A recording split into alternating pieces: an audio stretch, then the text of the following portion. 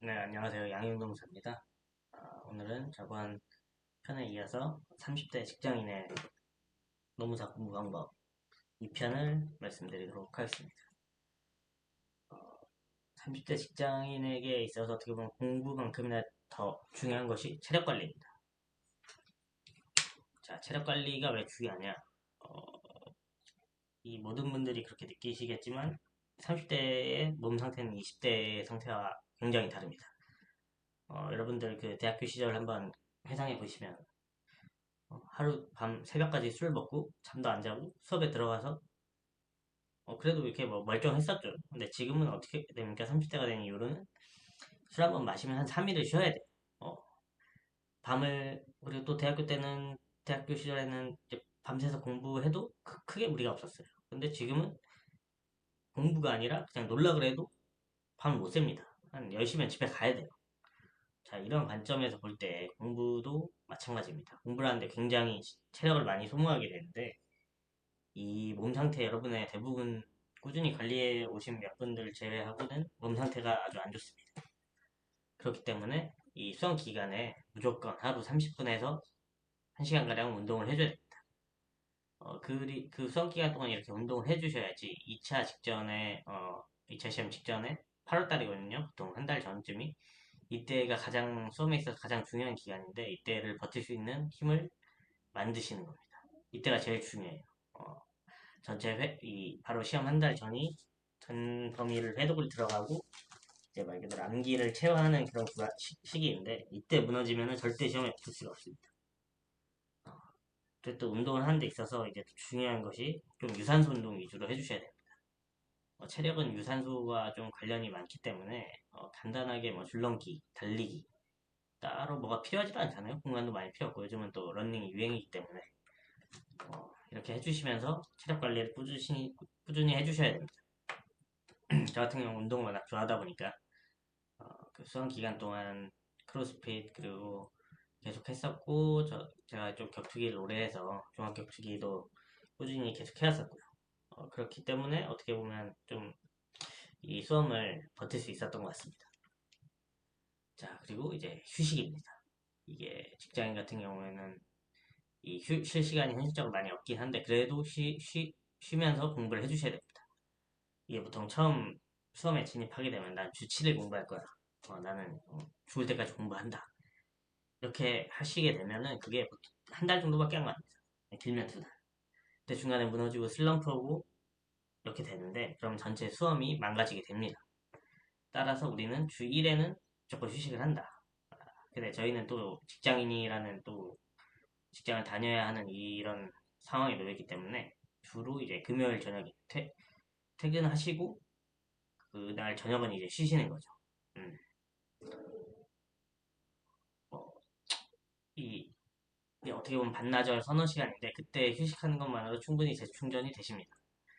어, 사실 이 주 7일 공부한다는 게 이게 하거든 싶어도 우리 인간이 AI가 아니잖아요. 기계처럼 공부를 할 수가 없습니다.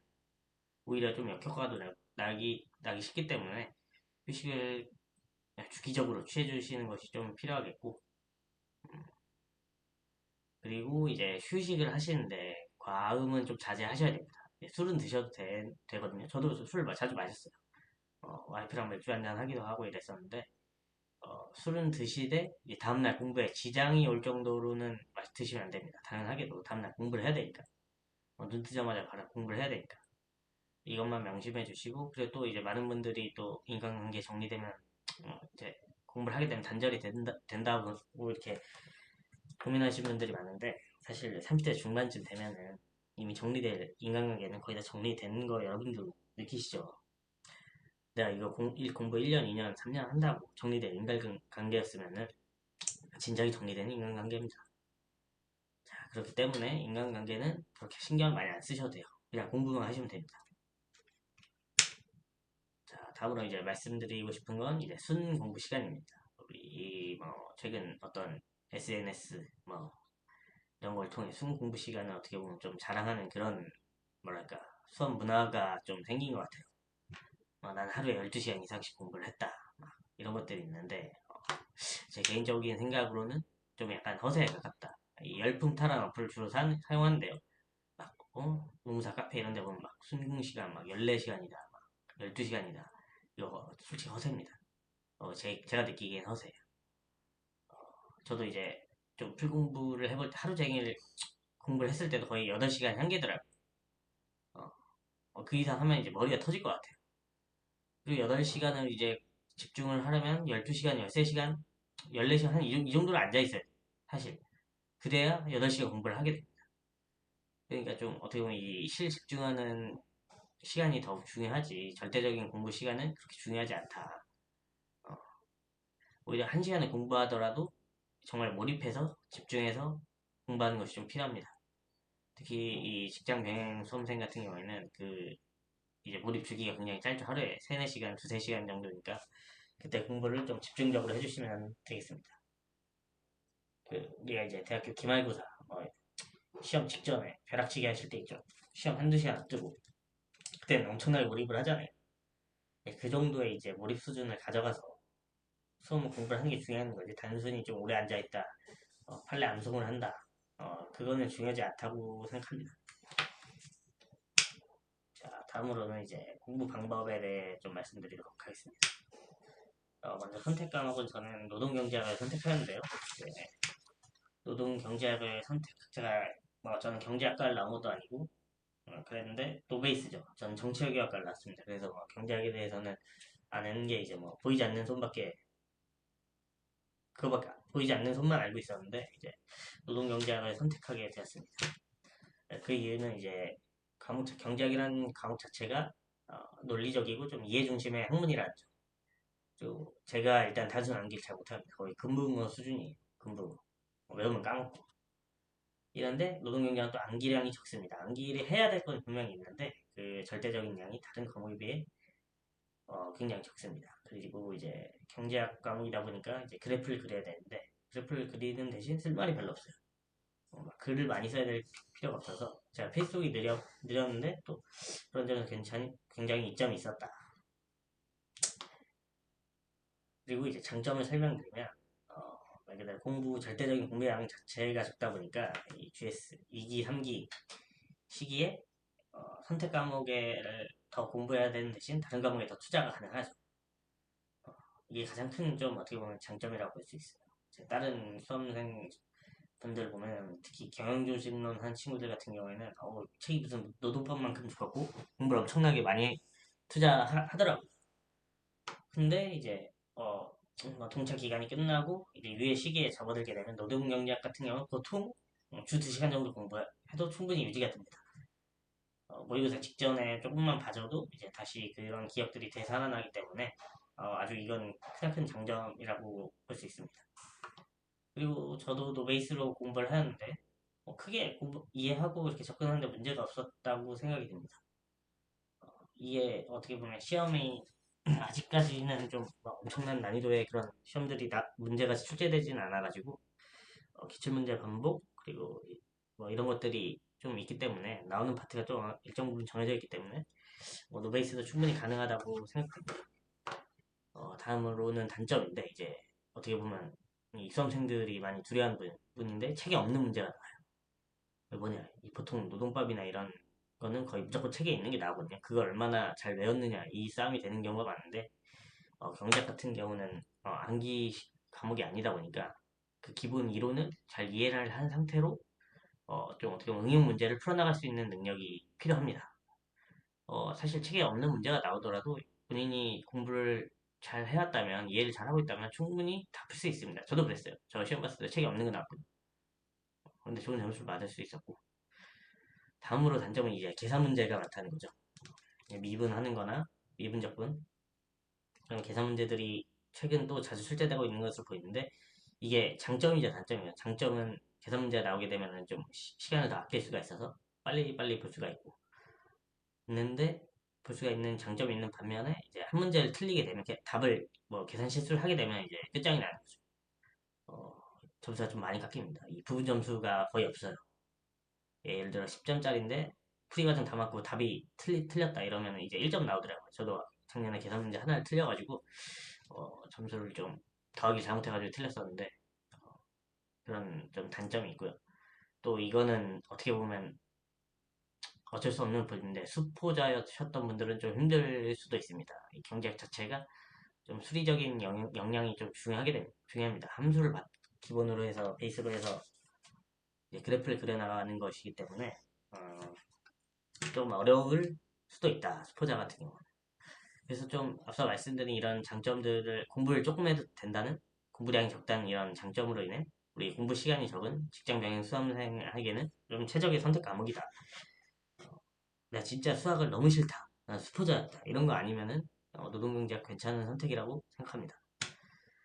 다음으로 노동법입니다. 이제 거의 메인 과목이죠. 과목 노동법은 노동법 1, 노동법 2인데 노동법 1은 금기법 등 개별법. 노동법 2는 집단법을 이제 범위를 하고 있는데요. 그러다 보니까 양이 엄청나게 많습니다.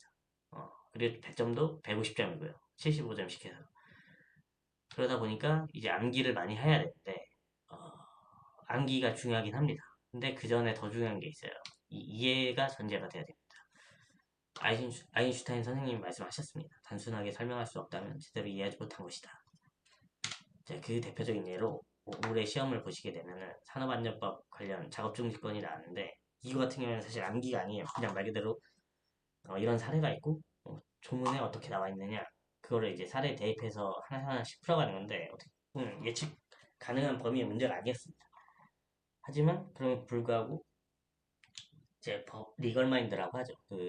그러한 마인드를 통해 이제 풀어나가면 되는 문제였는데 사실 거의 노동법이 어떻게 보면은 이 워낙 경쟁이 너무 사실 경쟁이 치열하다 보니까 판례 암기에 다들 이제 거의 미쳐 있어요.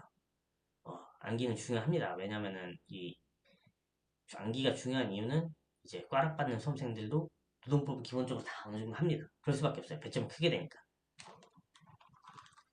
그래서 거기에서 밀리지 않겠다는 그런 자세로 암기를 충분히 하셔야 된다는 거지. 그 전에 뭔가 이 법이나 이런 접근 방법에 대해서 이해도가 없게 되면 시험을 망하게 됩니다. 또 특히 뭐 올해 출제된 기출문 시험 문제를 볼 때 좀 더 앞으로는 어떻게 보면 범위도 더 넓어지고 시험 범위도 넓어지고 해서 좀 시험이 많이 어려워질 것으로 보입니다. 그리고 과거 시험에는 그래도 어떻게 보면 모범 답안 암송식으로 해서 야 문제 나오면 그냥 이거 다 내가 알고 있는 거 정렬 해서 이제 좋은 점수 받을 수 있었는데 앞으로는 그런 점이 좀 어려워질 것으로 보여서 어, 이럴 때일수록 좀 더 이해에 비중을 두셔야 됩니다. 다음으로 행정쟁송법입니다. 행정소송과 행정심판의 어떤 절차에 관해서 공부를 하는 과목인데요. 특징을 보시면은 일단 범위가 적어요.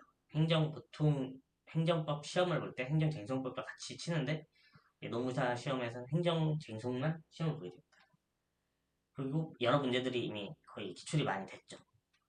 이런 두 가지 특징이 합쳐져서 나오는 결론이 난이도가 지옥이 됩니다. 지옥. 낼 문제가 많이 없어요. 그러다 보니까 점차 문제가 쉽게 말하면 괴랄해지는 난이도로 가고 있죠. 저도 저 시험 볼 때도 그랬고 뭐 올해 시험도 그렇고 굉장히 난이도가 높게 나옵니다. 다른 뭐 변호사 시험 뭐 기타 시험들과 비교해서도 이 시험 범위가 적다 보니까 굉장히 난이도가 어려운데 뭐 이에 대해 어떻게 공부를 해야 되냐.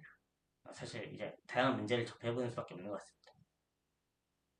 특히 최근 문제 트렌드를 보면은 문제랑 쟁점이 굉장히 보통 저 할 때도 그랬지만 어떤 문제에 대한 쟁점을 잡고 거기에 대한 어떤 일반론을 어떻게 보면 모범 답안처럼 구성해서 가서 하는 이 시험 작성을 하게 되는데 최근 트렌드를 보면은 쟁점이 문제당 막 두세 개 배점이 그렇게 많은 것도 아니에요. 근데 쟁점이 많아요. 그럼 쓸 게 많다는 거죠. 그래서 이 쟁점을 하나하나 놓치지 않는 것이 어떻게 보면 좋은 고득점의 포인트라고 할 수 있겠습니다. 많이 쓰고 이런 거는 사실 행정행정법의 한정에서는 좀 그렇게 중요하진 않은 것 같아요. 왜? 모두가 다 일반론을 어느 정도 다 쓰거든. 범위가 그렇게 넓지 않기 때문에. 그렇기 때문에 이제 사실 문제를 접할 때 시험장에서 쟁점 파악을 제대로 하고 그거에 대한 좀 핵심적인 내용을 써주실 수 있어야겠습니다. 그리고 그거를 위해서는 이제 다양한 사례나 이런 문제풀이가 필요하겠고요. 예, 흔히 말하는 이제 뭐 다른 행정행정 강사님들이 어떻게 보면 다 이 대응을 위해 여러 가지 난이도로 문제를 만들어 주시겠지만, 제가 느끼기에는 좀 문제에 나온 쟁점이 굉장히 많게 된다. 그래서 그것들을 놓치지 않고 쓰는 것이 좀 중요할 것으로 보입니다. 그리고 또 이와 관련해서 이제 조금 높아심에 드리는 말씀은 이 문제가 원하는 답을 써야 돼요. 근데 우리는 어떻게 해요? 공부를 너무 많이 하죠. 그래서 내가 딱 보고 아 이거 봤던 판례인데 모의고사에 썼던 건데 그 모든 답안을 통째로 외우고 장렬해버립니다. 그렇게 되면 시험에 진짜 망할 수가 있어요. 이 출제자가 예를 들어 쟁점을 여러 개 숨겨놨는데 내가 아는 거라고 이거 하나를 다 써버리 그대로 모은 다음 장렬해버리면 진짜 멸망할 수가 있습니다. 자 다음은 인사관리 과목입니다. 인사관리는 이제 경영학 과목인데요. 이제 기업 내 인력 관리를 어떻게 해야 되는가. 인력 관리를 어떻게 사람을 뽑고 사람에게 어떻게 평가하고 보상하고 기업에 남아있게 만드느냐 이런 내용인데요. 아시다시피 경영학에 대해 조금 아시는 분들은 좀 느끼시겠지만 어떻게 보면 이거는 근본이 없는 학문이에요. 무근본. 좀 이게 좀 본질적인 문제입니다. 그러다 보니까 이게 어떻게 돼요? 잡학이 되고 뭐 인사관리를 어떻게 기업에 어떻게 좋은 인재를 확보해야 되냐 뭐 이럴까 뜬구름자는 소리만 하고 노답인 과목이 됩니다. 그래서 많은 분들이 인사관리에 공부하는 데 있어서 굉장히 좀 고통을 많이 받게 되고 저도 그랬었습니다. 그래서 좀 전 인사관리에 좀 어떤 방식으로 공부를 해야 되느냐 좀 질문들을 생각을 해보면 책을 그대로 통암기를 해야 되나요? 뭐 이런 질문들이 있는데 이 같은 경우에는 저는 아니오라고 말씀드리고 싶습니다. 그 이유를 말씀드리면 경영학은 기본적으로 미국 학문이죠. 다 영어로 돼 있어요. 근데 그 영어가 어떻게 돼 있느냐? 영어는 그럼 한국말이 아니잖아. 그럼 번역을 해야 되잖아. 번역을 하는 과정에서 서술이 조금씩 다 다릅니다. 보면 교수자를 봐도 교수님들 서술이 조금씩 다 다르고요. 보면 문장이 좀 뭐랄까 어색하거든요. 이게 다 번역을 했기 때문에 이런 겁니다. 어, 번역을 해서 그런 겁니다.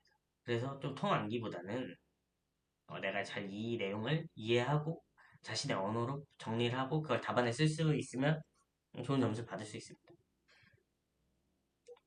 그걸 네가 어떻게 하냐? 저는 책 있는 대로 안 썼거든요. 도저히 이게 저도 이 뭐랄까 반골 기질이 심해서 이게 제가 못 받아들이는 거는 암기가 안 되거든요. 그래서 제가 동차 때 끝나고 막 인사관리를 제가 동차 때 50점 맞아서 떨어졌거든요. 그래서 어떻게 이걸 극복해야 될까 이런 고민을 하다가 그때 교수전을 처음 봤습니다. 보니까 교수님마다 서술 다 달라요. 그러니까 이게 상관이 없구나. 크게 뭐 통한기를 할 필요는 없구나 이런 걸 좀 많이 느꼈어가지고 어, 좀 이제 저만의 언어로 정리하고 답안도 서술했었는데 그래도 실제 시험에서는 좋은 점수를 받고 합격을 했었습니다. 또 하나 부가적으로 말씀드리는 건 이거는 기업 경영 관점에서 봐주시는 게 좀 필요해요. 이 학문적 관점도 물론 중요하지만 실제 이거에 대해서 기업은 어떤 관점에서 볼 것이고 이게 어떤 근로자 입장에서 어떨 것인가 이렇게 좀 다양한 관점에서 서술할 수 있으면 좋을 것 같습니다. 그리고 또 하나의 팁이라면 이거는 물론 이제 암기를 잘 해야 되는 건 분명히 맞는데 그 암기 플러스 알파로 인사조의 맥락을 좀 아셔야 됩니다. 이제 말 그대로 글로벌 경영 환경 자체가 변하고 있죠. 계속 변하고 있죠. 최근 그 화두랑 뭐 AI나 뭐 이런 발달들이 굉장히 큰데 이거에 따른 뭐랄까 배경에 따라서 뭐 다양한 연구들이 나오고 논문들이 발표되고 뭐 실제 이것들이 기업에서 활용이 되잖아요. 그래서 좀 이런 맥락이나 이런 것도 잘 살펴보면서 관련 기사나 이런 최신 트렌드들도 살펴보시는 것이 좀 중요하다고 보여집니다. 그리고 또 교수자를 한번 읽어봐야 돼요. 이거는 동차 시험 보시고 난 후 내년 최종 결과가 발표날 때까지 시간이 좀 있거든요. 한 세 달, 두 달 정도 있는데 이제 어차피 공부 안 됩니다. 시험 보시고 나면 내가 시험 잘 봤든 못 봤든 그냥 공부 안 돼요. 근데 마음 편하게 인사관리 교수죠.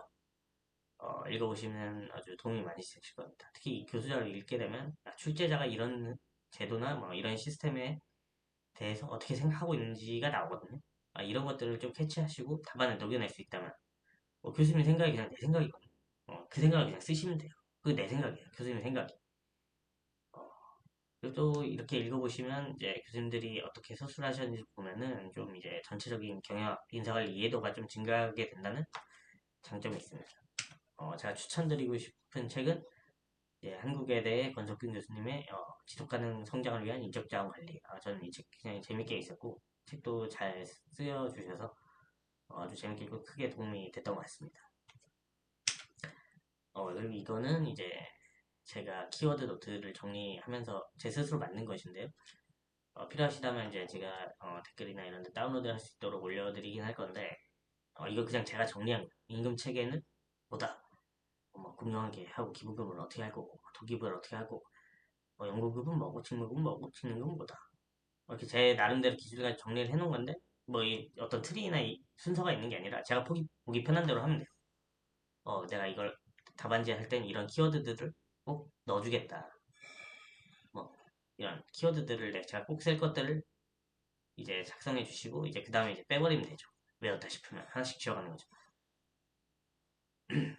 그리고 뭐 이거 뭐냐 이거 이런 두 숫자 뭐냐 저만 알아먹으면 되거든요. 이제 이런 것도 넣고 하면서 이제 나만 알아볼 수 있는 키워드 노트를 만드시고 이제 저는 시험장에도 이거 하나 거의 한 달 전부터는 이거만 봤어요.